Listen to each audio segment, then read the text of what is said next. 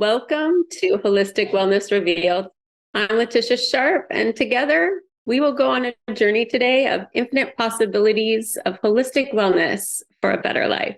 Today, I'm excited to introduce CRNA, heart math trained clinician and owner of Connections Wellness Center, Lee Austin.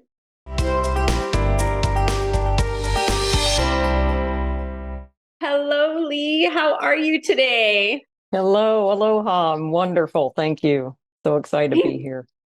Thank you so much for joining today. I'm really excited about this conversation that we're going to have today.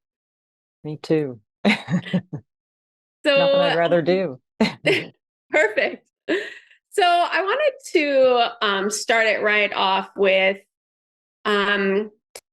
the discussion about, you shared a story with me about your perspective, and when perspective first was basically initiated into your life. I think you said that you were in high school. Is that right? How about you tell us about that? Just a little story of actually, I was in junior high, and I had a guy friend that I was friends with for a long time, and we were just friends growing up. And then one day, a friend of mine came up to me and said, "Do you know that he's been in love with you for like several years?" I'm like, "What?" So after I kind of thought about that, I was like, wow, I started to look at him in a completely different way. Well, then I look over on the playground and he's literally kissing some other girl. And now I'm completely heartbroken. I go through this. I'm heartbroken. I'm angry. I can't believe it. He comes up to me like to say hi like he normally does. And I'm mad, and he doesn't know why I'm mad at him. He walks off, and my friend tells me she was just joking the whole time. So I went through this whole falling in love, being heartbroken, and nothing actually happened. It all happened by the hormones and chemistry in my brain. And so I really started to realize at that time how important perspective was and how it can completely change our state of being. So that was pretty big. So, I mean, that's pretty huge, and especially for you to get that from such a young age, because it can really control our reality, and it goes directly to our heart and our thoughts do become things, don't they? That's a little Mike Dooley quote there for us. And I wanted to talk about how that moved into meditation, because the title of this show is Meditation Medication. And that is a medication in a sort, to be able to bring us back to our calm and to be able to relieve anxiety and stress and plenty of physical ailments that come up in our lives also. So how were you first introduced to meditation? Well, I think there's lots of different kinds of meditation. But I would say from there, just continuing to realize the importance of perspective, and then moving on into my 30s, early 30s is probably when I really started to think about it. And at this time of my life, I had been harboring a secret for about 10 years. And knowing this whole time in the back of my mind how important perspective is, I started saying to my friend, "This is going to give me cancer," because I know that when I'm thinking something that is putting me, now I know it's called an incoherent pattern. When you're in incoherence in your body, you are in dis-ease. And I knew it was going to manifest in some way. And for some reason in my mind, I thought it would give me cancer. And I ended up getting breast cancer at 35 years old. So that really started me into meditation. Now I'm absolutely convinced that my perspective, my state of being is actually absolutely manifesting my reality. So that's when I really started to take meditation seriously in my 30s. I got very much into it, and I started proving it to myself right away that my state of being, how I showed up each day and each little part of my day absolutely affected what was happening in my reality. So then I started all kinds of meditation, actually. I think there's quieting your mind, which is the best skill that you can possibly learn in this time space reality, in my opinion. But there's moving meditations. There's all kind of things. And a meditation to me is anytime we shut off the thinking mind, which is, or the ego mind, the default mode network, lots of different terms for it. But when we can shut this off, now we're just allowing full love, source energy, God, force, whatever you want to call it. When we shut this off and it streams through, to me, this is a meditation. Anytime you're not thinking and you're just allowing, and then you're in flow, that's a meditation. So I do all different kinds, moving ones, waking ones, ones where I'm not thinking at all kinds. So it started with an inconsistency between your brain and your heart, basically, right? Yes. So we have, and it's ultimately a lie, right? You're living a lie when you have a secret, and there's no consistency between those two things. And that was how, what else so let's get back to not just the creation of the cancer, and also let's talk about how you dealt with it. I know you told me that you dealt with it physically, mentally, spiritually, emotionally, and there was the physical with the traditional chemo. And did you do any kind of exercise or anything like that with it, or juicing, or? I didn't really I wasn't as much into my diet at the time for some reason, but yes, I definitely exercised a lot. And it's in a weird way, I was actually happy that it happened because it proved to me what I always kind of believed. So once it happened, after I got over the initial kind of shock, I was like, this is awesome, because now I absolutely know for a fact that my thoughts are creating my reality. So that was actually good for me. And then it was on, now I'm working out harder than I've ever worked out. I'm meditating all the time. I am making sure that I am in a grateful state as much as possible, if not every waking moment. This is when I really started to be aware of my thoughts, and that, wow, there's so many thoughts going on that I was never aware of, and now that I know how important every thought is, yeah.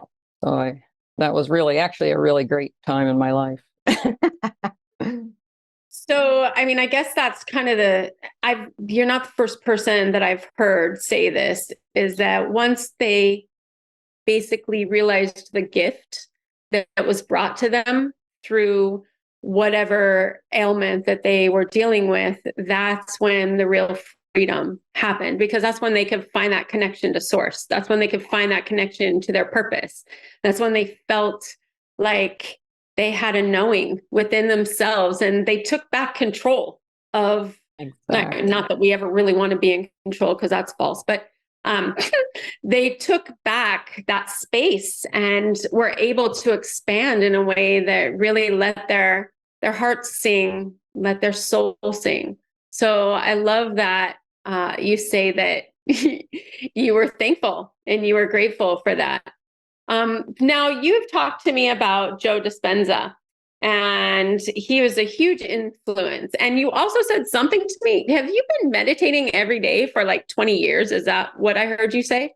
At least once. I mean, that's incredible. I'll tell you, I love meditating. I can't say that. I have tried to do that. I'm just not that consistent. So my congratulations. And I am so, yeah, I'm in awe of that. And I just think it's a beautiful thing. I'm a little obsessed with it, because now that I know, it's kind of like I had a thought just today. It's like if you just started playing tennis and nobody ever told you the rules. Sometimes you hit a really good shot, it lands where it's supposed to, and the referee says you got a point. But a lot of times you think you did just the same thing, and how come the other guy got the point? Because I don't know the rules. Nobody told me where to hit the ball.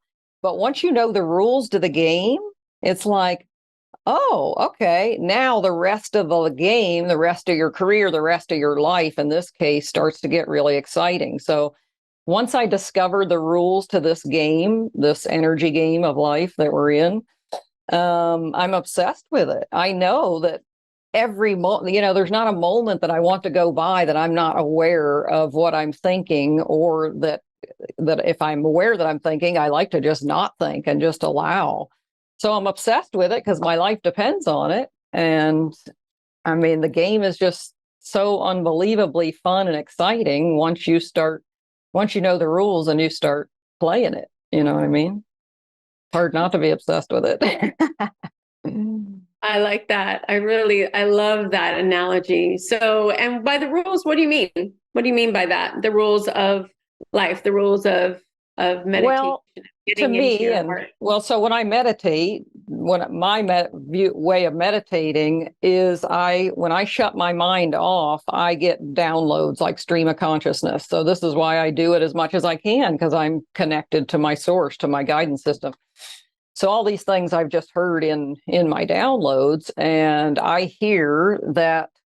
So this game of life, what better way of a rule? So if you come into this life, this time space reality, right? You come in from source, and you think, how am I going to know the rules? How am I going to be guided back to my source, which we all are?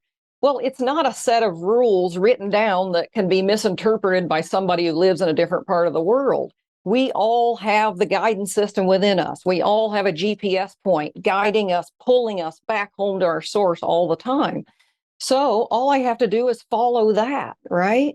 So if I can shut this off as much as possible and just allow this in every moment, wow, this is so easy and fun. What a great guidance system. If I'm in joy, if I'm excited, it's a game of energy, of expansion. And every moment, if I can find the perspective, there's always a perspective that this is great for me. Just like my breast cancer, it took a minute to find the perspective. And when you find it, this is a gift. Everything is a gift. Everything is an opportunity for expansion if we can find the perspective and take it.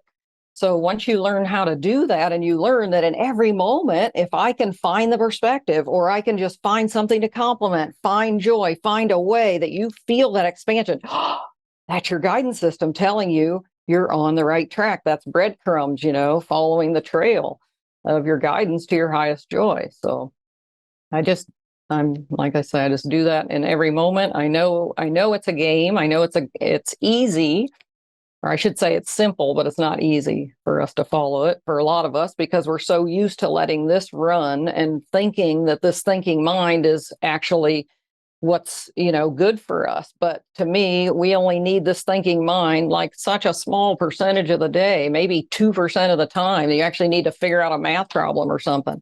Most of the time you don't. You can just stay present and go from one joyful moment to the next. This is your guidance system. It's always right. It's always going to lead you to more joy, which is our whole purpose.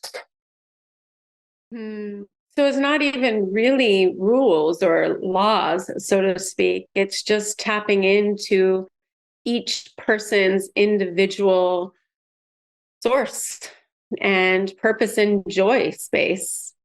Yes. Well, I guess the law or the game to me is, in any moment, if you choose, you can choose love or you can choose judgment. Okay. You can choose to be right.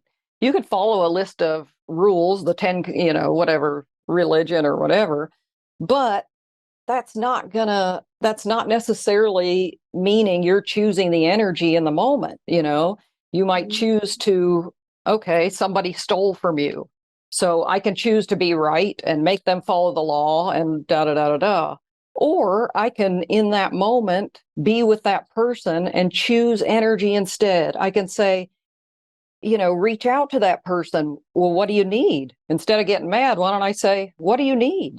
We're all in this together. We're all different parts of the same organism. Like, you are me too. How can I help you? How can we raise our energy that both of us leave this conversation or this situation in a higher energy than we came in? Because then that person goes and infects how many people? I go and infect how many people with my energy? We don't want it to be low, right? We want to leave higher so that we all join and continue to raise the energy on the planet. And that's the only way you're going to feel good. So to me, that's the only way to play the game. I love that. So, I mean, and what I love about you in particular is that in all of the things that you do, you actually guide people in that direction. So you continually bring people back until they find their own way and they can bring themselves back. And like you said, it isn't actually easy. It's super simple. And what's easy is to be on automatic, right? Just be on automatic mode and take other people's word for everything and do what everybody else is doing. It's actually harder to tap in and really take the time to listen to your body, to listen to your soul and to find out what your heart is saying. And that kind of brings me to another point. You were talking about the energy, and my teacher taught me that or is that emotion is energy in motion. And that at any point in time, you can have an emotional experience where that emotion is real and it's honest and everything. And at the same time, that's not truth. That's what you're moving through to be able to get to your next truth, maybe. And so I feel like that is really similar to what heart math teaches. And you are a trained clinician in heart math. And yeah, I really want to get down and dirty about that real quick. Heart math is so great. It's just one of so many things that are kind of proving the same thing, but people still don't believe it for some reason, that how we're feeling inside is actually changing things. But we have lots of documentation of multiple personality disorder, of the placebo effect, of I've seen so many people with Joe Dispenza's meditations literally healing their body from all kinds of cancers, all kinds of diseases. We've proved it.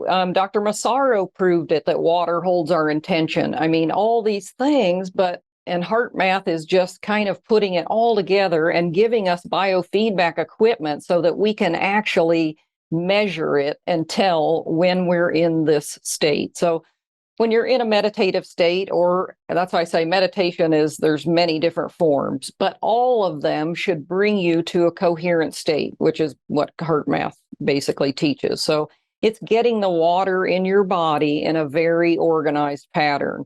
And science has shown that disease cannot exist in this organized pattern. So heart math, the reason I love it, because I'm a sciencey person too, and I want to see evidence.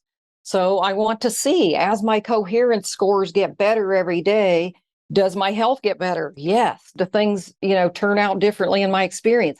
Yes, they do. So that's awesome for me. And I like seeing, and I like just guessing, okay, when my numbers are here, what's going to happen, And I know this is crazy, but I'm actually getting taller, and I'm going to start posting it once I get over 5'5", because I used to be 5'4.25". I've been 5'3 3/4" for a long time. As I get into coherence. This is my state, and then I start envisioning the frequency that I would like to tap into, because every possible version of us is going on all at the same time, right? It's just a radio station, basically, of a frequency that you're trying to tune into. Source has no judgment. We can experience any version of us if we want. I can experience a version of me where I'm a beggar. I can experience the version of me where I'm doing all the things that bring me joy. So as I get into this state and I picture those things, and I've done many of these things in my life, I've completely gotten rid of migraines, skin problems, all kinds of things. And now I'm getting taller because on my vision, I'm 5'5.25". So right now I just measured yesterday and I am 5'4" and just over 5'4.5", which is definitely taller than I've ever been. So I'll let you know when I get over 5'5", but anything is possible, literally anything. I mean, so it's we like are an so expansion, limitless. only higher, a lift. Because as we raise in frequency, the avatar of us is different on each frequency, and it can be taller, healthier, stronger, younger, anything we want it to be. That's that's great. And so you actually have the coherency. What are they? Machines? Are they an iPad? What is it? You put it on your finger or ear probe. So it's a combination of heart rate variability and your control of your autonomic nervous system. So the idea is that when you have a balance of your autonomic nervous system, the way you get into that is a very slow, controlled breathing. So HeartMath teaches heart-centered breathing. So we're just picturing our breath coming in and out of our chest. As you slow your breathing down, this is signaling your nervous system to slow your heart rate down, your blood pressure, everything kind of comes into a state of calm. And when you are just focusing on something like your breath and you're shutting down this automatic programming here, I look at it like an aperture in a camera. The more this runs, you're squeezing off the flow. As we can shut this down and just allow, it's all about allowing. As we always hear, follow your bliss, just allow all these things, but nobody believes that it can be that easy. It seems too easy to be true. But actually, the less we do and just allow this to open and flow, we get into this coherent state. So once you're into that coherent state and you do it on the regular, so these people from Joe Dispenza that they do these meditations, they'll say when I see them, they've already been doing them for about 6 months and they're obsessed with it. They're doing it 3, 4, 5 hours a day because their life depends on it. People have told them, you're going to die in 2 months. You have cancer all over your body. Or, ALS, all these crazy diseases I've seen. And people get up on stage and say, 6 months ago, this is what I had. Now they can't find any cancer in my body because they meditate so often on this frequency they want to tap into. It's like being an actress, before 6 months ahead, before you're going to film, you're already practicing, getting into the mindset, wearing the clothes that she would wear, doing everything you can do. So when it's time to film, you've essentially become that person, right? So you're trying to do this with the frequency you want to tap into. And a belief is just a thought you keep thinking. If you think and picture and feel this frequency so many times a day, you actually start living on that frequency and the avatar of you just changes instantly, just like split personality disorder. In a second, I could switch and be a brittle diabetic. Did my body actually change, or am I just on a different frequency where this avatar of me is a brittle diabetic? So all the, infinite possibilities, getting into coherence. So that belief system actually becomes unknowing. And that's where we can get in trouble or we can get elated. I want to talk now about your clinic. You have this beautiful center. You have center. It's called Connections Wellness Center. And I've been there. It's so comforting and welcoming and inviting and cozy. And it's just calm in there. And you offer so many different kinds of treatments. And what I enjoyed about my visit there with you was that whatever I was ready for, you were ready to assist me in that. And so I opted for the NAD, which is, we'll start with that. You do heart math there also, right? And guided meditations. So you do heart math, you do guided meditations, and those initials that I said at the beginning when in the intro, what are those? Is that, I know that has to do with why you're able to do the NAD and the vitamin drips and the other IV treatments that you do. So how are you trained for this? Okay. Well, I've been a nurse anesthetist for a long time, over 25 years. So given anesthesia. So I'm quite familiar with all the drugs and ketamine, but I used it in a quite different way for all of that part of my career. And then, so the last close to 10 years, I've been doing heart math and really wanting to know. I mean, I'm thankful for Western medicine because, it's all we have in a lot of ways. That's what we need. But as we're evolving past that and we start to realize who we are as divine beings and start to control our state of being so that our circumstances reflect that instead of right now, most people's state of being is being controlled by their circumstances, right? But at some point, I don't believe we're going to need all this. I think we won't get sick or we will be able to heal ourselves. So when I got into heart math, now I knew for sure this is possible because I've seen it so many times. So I really wanted to figure out how to do that, but not knowing how to move forward with that. And then when I found out about ketamine clinics, how much they were really helping people with depression, PTSD, addictions. Oh, yes. I remember there's a story about that. And didn't you actually, hasn't ketamine, okay, so first of all, your philosophy with ketamine is that it's not like a lifelong journey and it's not, you can titrate it, which means that you can control it very specifically for each person. This is not the street drug. This is not something that's used for recreation. This is used to be able to further people's awareness of themselves by going on a journey within. Those journeys are not without, right? They're all within ourselves. And awareness is everything. And it's guided by the person, by their fears, by their hopes, by their dreams, by their visualizations.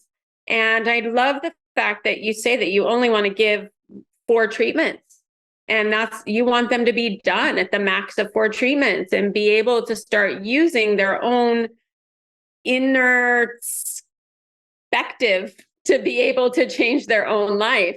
So with the ketamine, let's talk about quickly, because we are running out of time, what are the benefits of that and how does it work? So real quick, to me, ketamine, psychedelics are bringing all these connections together in your brain that it's basically, to me, speeding up 20 years of meditation all into a couple-week period. Because what we all need, what are we getting from meditation? We're getting to know who we are as a divine being, which by definition, you have to fall in love with yourself when you realize who you really are. I want people to know who they really are as a divine being. Once they fall in love with themselves, there's no one else they'd rather be. I feel that way. I want everybody to be able to say, there's nobody else I'd rather be. I'm so unapologetically proud to be me. And once people get to that state, now they know the rules to the game. Now they know the game. Now they know how to keep going for the rest of their life, raising their state of being and letting the circumstances reflect that. So this medicine, plant medicine, which I, of course, believe everything is here that we need. It wouldn't be here if we didn't need it. And right now, I believe we are in the time of awakening. This is the time to start realizing who we really are, right? Just like all the indigenous tribes that gave their children when they're coming of age this medicine, because they say we want them to know who they are, their relationship to their source and their relationship to everybody else. So this is doing that. It's allowing this awareness to happen. It's allowing people to see who they really are as divine beings, to fall in love with themselves and to feel connected to everyone. So I had a thing the other day that said, it's like, I want to be connected to me, connected to you, and connected to we. Oh, I love that. But that's really what it is, right? It is the collective connection. Right. Yes. Well, once we all are in love with ourselves, we're in love with everybody else. All we want to do is help everybody else. When you're happy, right? Then you never have to worry about yourself because everybody is trying to help you and you're trying to help everybody else. I mean, that's the dream. Well, it's really, really apparent that you are living your best life, and your enthusiasm and just, I can feel your essence beaming through. And I'm so grateful that you were able to come on the show today and share some of that with everybody. And I highly recommend, if anybody wants to reach out to Lee, to reach out to her and see if she can maybe help you find that space inside of yourself that you know is there. we're going to have to wrap it up right now. Thank you so much, Lee. And I look forward to talking to you again super soon. Thank you. Again, thank you so much to ThinkTech Hawaii and all of our donors and sponsors for making this possible for us to be able to have these communications on this platform. And just remember, yourself and you are the essential component that your body, mind, and spirit need in order to find your happy, healthy, and whole you. Aloha.